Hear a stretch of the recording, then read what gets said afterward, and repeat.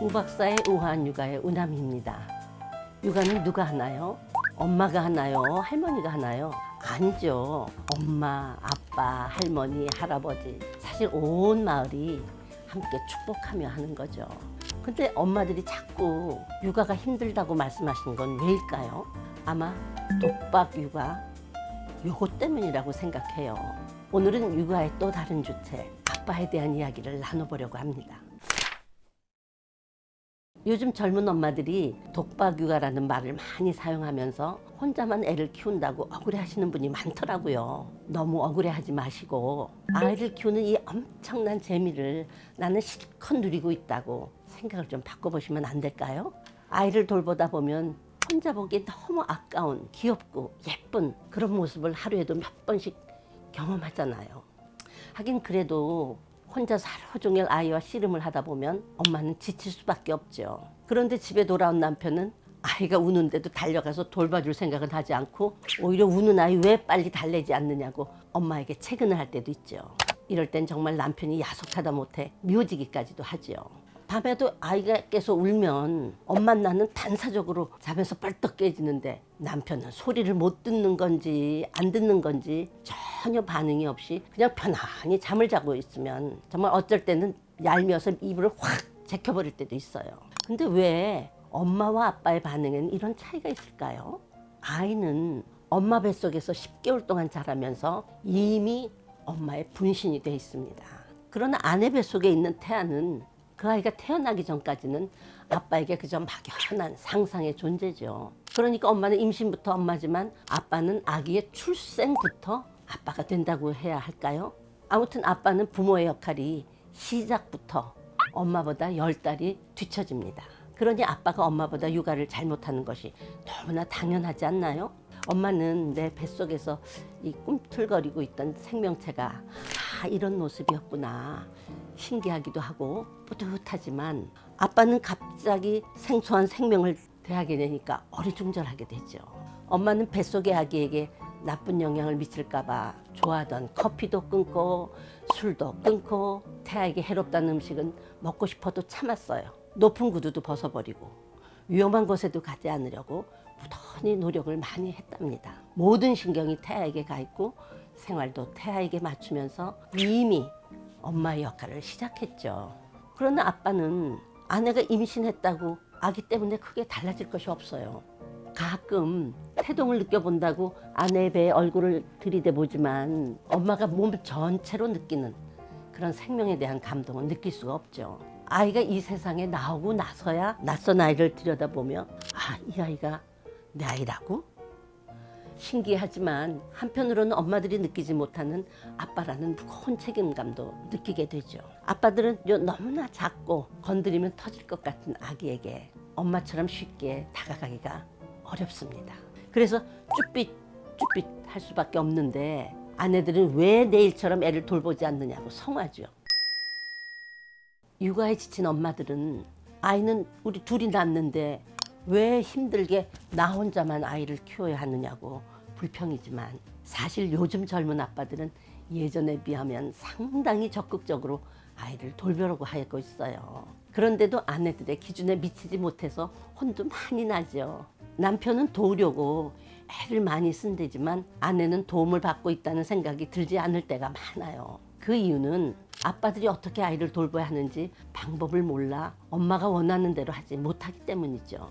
예를 들면 아내가 힘들게 재워놓은 아이를 그냥 가만히 둬야 하는데 예쁘다고 가서 건드려서 깨워놓기도 하고 분유 탄 것이 온도가 적당한지 좀 봐달라고 하면 서슴없이 아기 젖병에다 이불 대고 빨아서 아내가 질색을 하게 만들기도 하죠. 우선 부모의 시작점에서부터 아빠는 엄마보다 10개월 늦었다고 했죠. 그뿐 아니에요. 태어난 후에도 아빠는 아이와 함께 있는 시간이 엄마는 비교가 안 되게 훨씬 적으니까 엄마보다 아이에 대해서 모를 수밖에 없어요. 따라서 아이를 잘 모르는 아빠가 아이를 엄마만큼 잘 돌볼 것이라는 기대는 애시당초 잘못된 것이죠. 처음 해보는 아빠 역할을 잘 해보려고 아이 옆에서 기웃도 해보지만 서투른 아빠는 역시 실수도 많이 하고 시행착오도 많이 하게 됩니다. 그래도 마음만은 잘하고 싶어 한다는 것을 엄마들은 잊지 마세요. 아빠들의 태도가 문제인 거네요. 네. 아빠들은 열심히 아이를 돌보려고 애는 쓰지만 자기 마음같이 또 아내가 하는 것 같이 그렇게 신속하게 아이에게 반응을 하지 못한답니다. 그러면 아내들은 일단 답답하고 속이 상하니까 화부터 내거나 구박하고 저리 가라고 타박을 주는 경우가 많잖아요. 그러면 아 이건 내가 할 일이 아닌가 보다 하고 옆으로 쑥 빠져버리는 아빠들. 그런데 아내가 저리 가라고 했다고 정말 가버리면 아내는 더 화가 난답니다. 육아에 서투른 남편은 아내가 가라고 소리 지르니까 민망해서 사라져 주는데 아내는 가버렸다고 또 화를 내죠. 남편은 이래도 욕먹고 저래도 욕을 먹으니 그냥 육아에서 멀어지려고 할 수밖에요. 서투른 남편이 힘든 아내를 도와준다고 아이 기저귀를 갈아줬는데 나중에 보니까 삐뚤게 채운 기저귀 옆으로 똑이 다 삐져나와 있다거나 아내 대신 아이 우유를 먹여주겠다고 하면서 옆으로 줄줄 새겨 먹을 때도 있잖아요. 아내는 급박한 상황이라 나도 모르게 소리를 지르고 너무나 한심한 그 남편에게 화를 내게 되죠. 이럴 때 남편은 육아에 대한 자신의 무능함을 느끼게 되고 아내를 돕겠다고 했던 착한 남편은 마음에 상처도 있게 된답니다. 남편이 실수했을 때라도 심하게 꾸짖지 마세요. 내 말에 상처받는 남편도 사실 나에게는 소중한 사람이니까요.